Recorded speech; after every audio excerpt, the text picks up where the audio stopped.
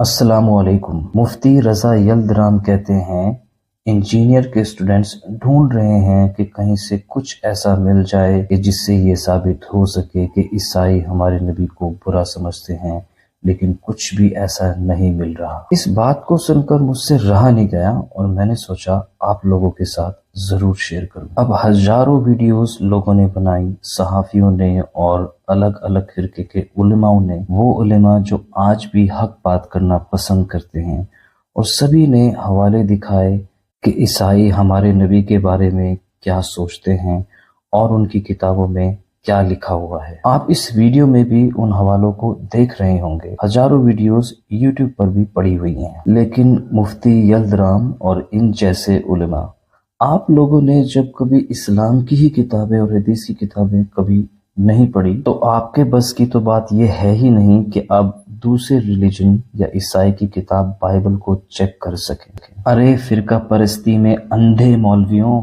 आपको इतना तो आता होगा कि गूगल पर कैसे चेक कर सकते हैं, या ये भी नहीं आता?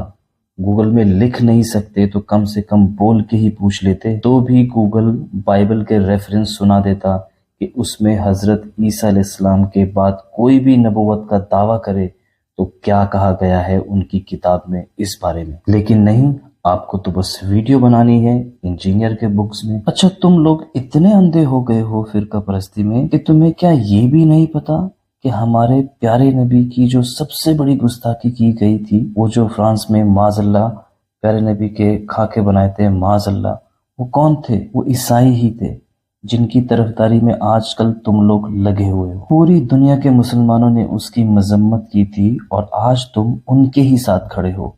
किस वजह से? सिर्फ इंजीनियर साहब के बुक्स में। शर्म आनी चाहिए तुम्हें। और हकीकत तो ये है दोस्तों, जब इंजीनियर साहब के हजारों स्टेटमेंट्स आते रहते थे अलग अलग फिरकों को लेकर, तो ये लोग कुछ नहीं कर पाए।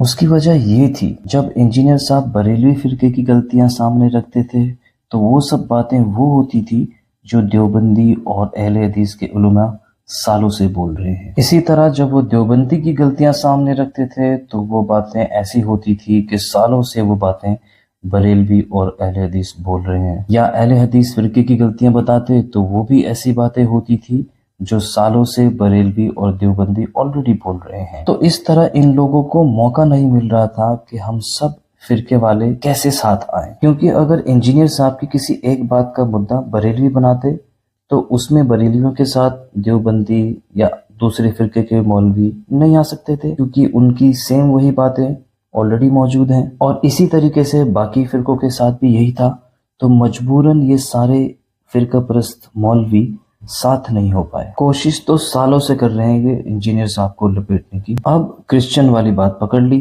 क्योंकि वो तो दूसरे रिलीजन की ही बात थी, तो उसमें ये सब साथ हो गए और इतना गिर गए फिरका परस्ती में कि क्रिश्चियंस की ही तरफदारी करने पर उतर आए। जबकि सबसे बड़ी बड़ी गुस्ताखियां जो हमारे प्यारे नबी की अगर किसी ने की हैं तो वो क्रिश्चियंस ने की हैं।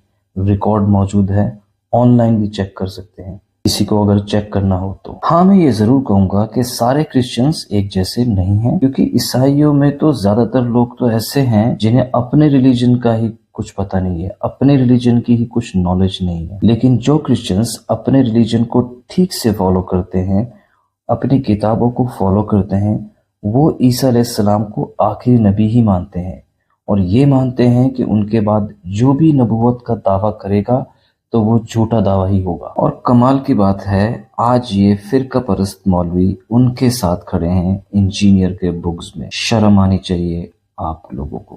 खैर, हम तो दुआ ही कर सकते हैं, अल्लाह हम सबको हिदायत दे और सही रास्ते पर चलने वाला बनाए। आमीन।